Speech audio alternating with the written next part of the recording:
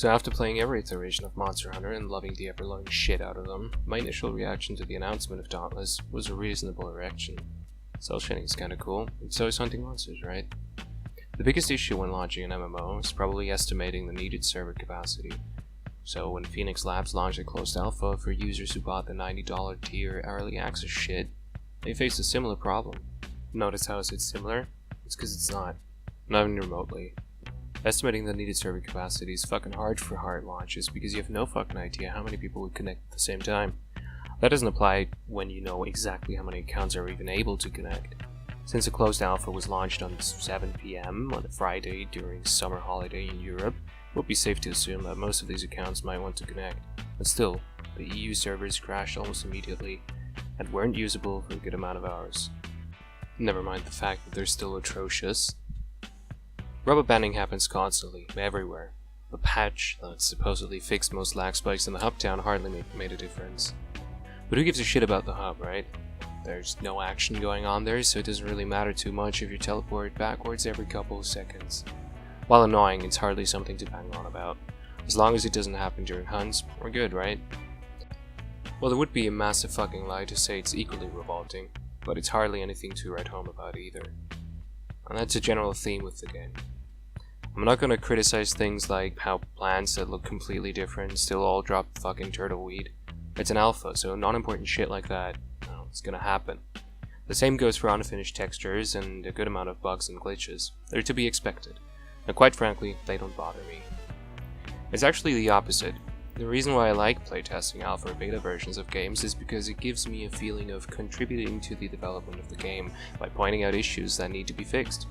What's quite annoying, however, is how absolutely boring the fights are.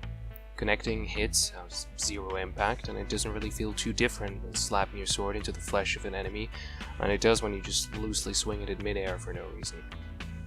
Cutting off enemy parts is a cool idea that Monster Hunter did really well, but it hardly feels rewarding in this one. It's just poorly done. The enemy behavior is absolute shit, and while you might say, duh, it's an alpha, I would argue that if you purposefully have a small set of monsters to playtest, their items and fights should be at least somewhat done. Otherwise, what's the point of giving it to thousands of people to test it? For all you bottom feeders who try to snuff out every piece of criticism with, "Oh, it's an alpha," let's try and ask ourselves a question. When is it a good thing to have a large amount of testers? When the issues are so glaring that a single person on a lazy Sunday evening would find most of them?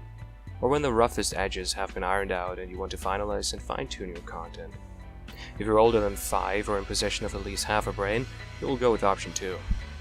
It's pretty safe to assume that the guys over at Phoenix Lab fit those criteria, so it's equally somewhat safe to assume that the monsters in the current version of the game should be at least somewhat near completion, at least the basics.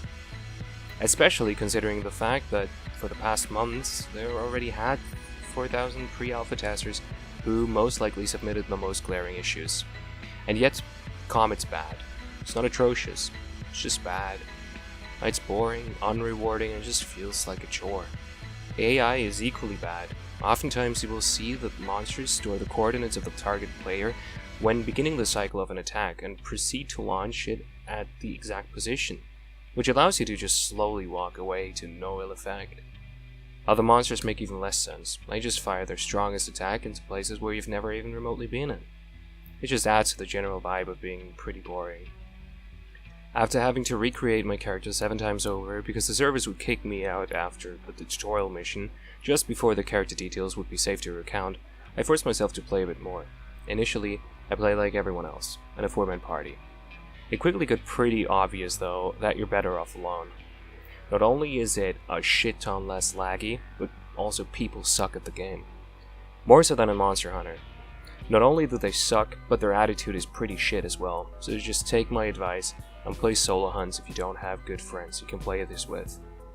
There's still some fights I haven't done, so take this next section with a grain of salt, but I just can't force myself to play more, it's just too boring. The game's too easy. Now this may be because of my 600 plus hours of playing Monster Hunter, but the fights are really easy. Every monster has 2 different versions of itself, rogue and normal.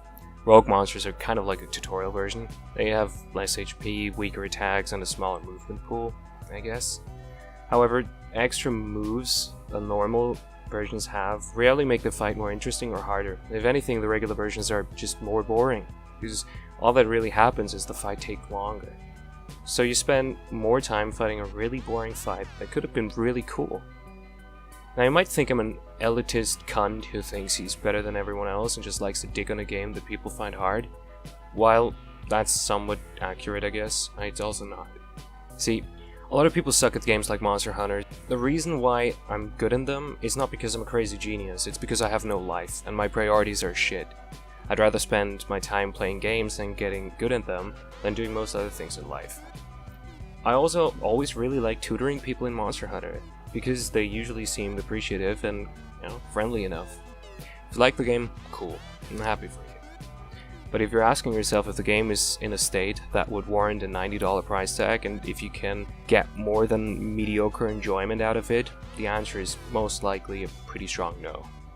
It remains to be seen how Phoenix Labs manages to fix all the shit that makes it boring mess, especially considering Monster Hunter World coming out in March. For their sake, I really hope they do. Will I give Dauntless another shot when it's beyond barely playable? Sure. I'm not shitting on the game because I think it's bullshit. I'm shitting on it because I love the Monster Hunter-esque games. And I really hope Phoenix Labs fixes the base foundations of the game, because bugs and glitches aside, the very basics of the game, the thing that should be the first thing to be somewhat done, is boring and really bad.